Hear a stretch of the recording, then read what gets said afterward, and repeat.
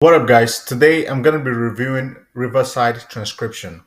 Now, for those of you that have not heard of Riverside before, this is a new tool that a lot of people who are in the podcast space are using for them to be able to transcribe their audio and also be able to have their guests on without any problems. So, from what I've done about Riverside and for what I've also tested, unlike a lot of other tools that in which when the internet goes down, pretty much you start lagging, audio is lagging, and the lagging and everything. With Riverside, by the time you export the file, even though the internet went down, it's not gonna lag because it picks directly from the audio of your device and from the audio of your guest device. So it's a pretty good tool. I don't want to waste you guys time in the introduction, and I'm just gonna get right into it. Okay, so this is what the dashboard looks like. You have record, you have plan, so you can plan ahead. You have upload, where you can upload a video. You can edit, and it also has an AI voice. So for this one, we're just gonna test out the record session, and then I'll just show you other things as we go on. Okay, so I'm just gonna click on record. Now, as you guys can see, it said, let's check your cam and mic.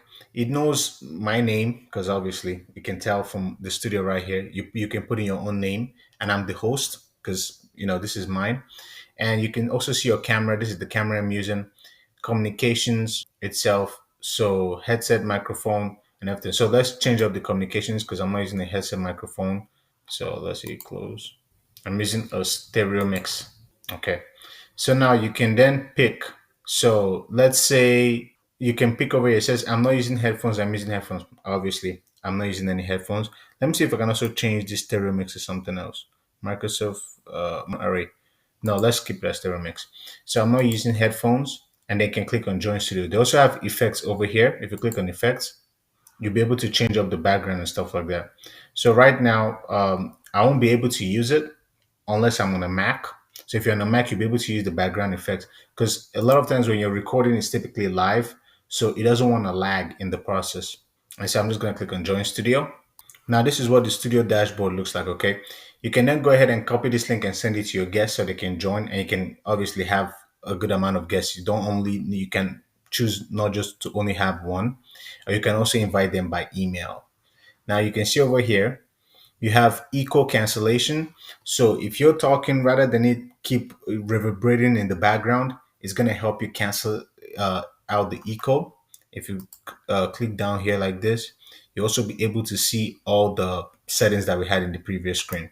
Now, over here, you can see you have the chat. So when as the audience is joining, you'll be able to see the people in the audience because you'll be live. So you can use this to stream directly to places like YouTube and TikTok and all those places. So if you see right here, it says live stream off. If you click down here like this, you can stream to YouTube, Facebook, LinkedIn, X, which is Twitter.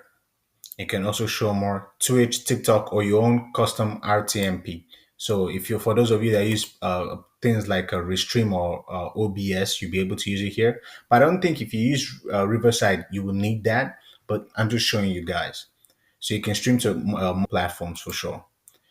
Another thing you can do over here, if you click on settings, you'll be able to see an output volume. So let's just change this, as I said, Microsoft Array. Let's just wait for it. Okay, so you'll be typically be able to see your volume right here. So whatever is okay, it's reading right now. As you can see, it's green right here. So whatever is the volume, you'll be able to see it right here. So this is going to that setting is a very good thing. So you'll be able to know the exact audio settings to use.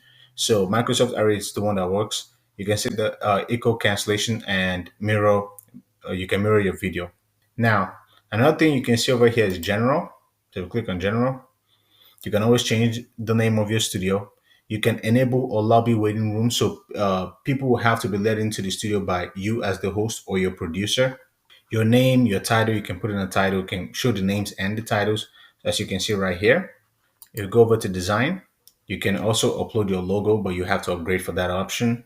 And you can also customize the background and stuff like that. Go over to recording. You can choose whether you want video and audio mode or just audio mode. A lot of people are going to go with video and audio mode, which is good. You also always want to check noise reduction. It's pretty good. So things like air conditioners and laptop fans and stuff like that, it doesn't make noise in the background because that tends to be a huge distraction. And then you have standard resolution and advanced. Standard resolution is typically advised, especially it's going to be in a 720p. But if you click on advanced, for example, let me see. Yeah, you have to upgrade for that. But if you typically click on advanced, you're going to be given the option between 1080p and 4K. So standard resolution is pretty good, especially for a lot of computers. And the frame rate is 24 FPS, which is recommended for 720p. You also have a countdown timer. So with the countdown timer, it's going to give like a 5 second countdown for to get any distraction out of the way in 5 seconds before you get ready. If you click on automatically start recording, I don't support that, especially if you're gonna go for something you're gonna go live. I think just those 5 seconds are also very effective. If you click on advanced, you can pause uploads. So this stuff right here really helps, especially with lags during live sessions. Remember I told you guys that doing a lot of things that happen with the internet is it might go up, it might go down.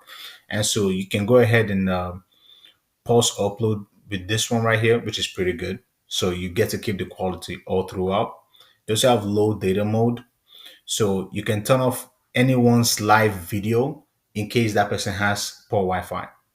So only people that have high quality Wi-Fi, their own videos will be recorded. So, but the cloud backup will still get their audio though. You can also have audience count, so you can the people in the audience and also the guests will be able to see how many people are there. Pretty great tool if you ask me. So yeah, so far so good with this tool. And right here, it almost acts like Zoom, where you can, share your screen. They also have a script that you'll be able to see if you click on script, for example.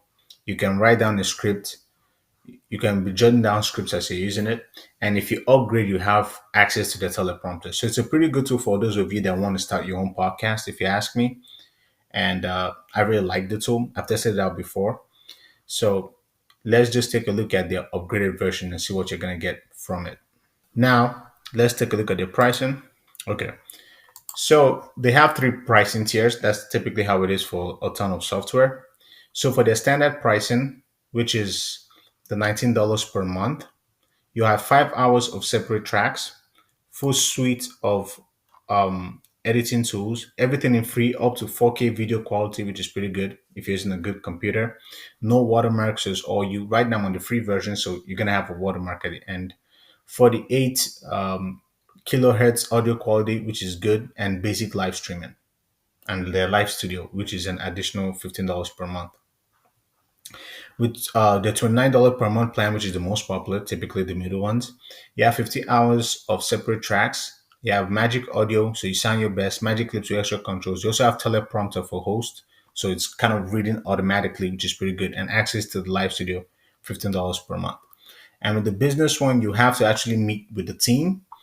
It has producer mode, remote camera, mic controls, async recording, everything that comes in the pro version plus more. Security, compliance, priority support, and success manager. This is for people that are like typically that have made it big in the podcast space for sure. It's not for like those who are starting off. Those who are starting off, I'll typically advise you to go with either the $19 per month one.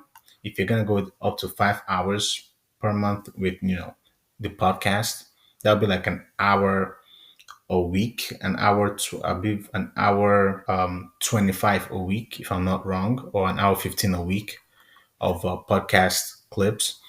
And this one, or you go with this one. So it totally depends on you.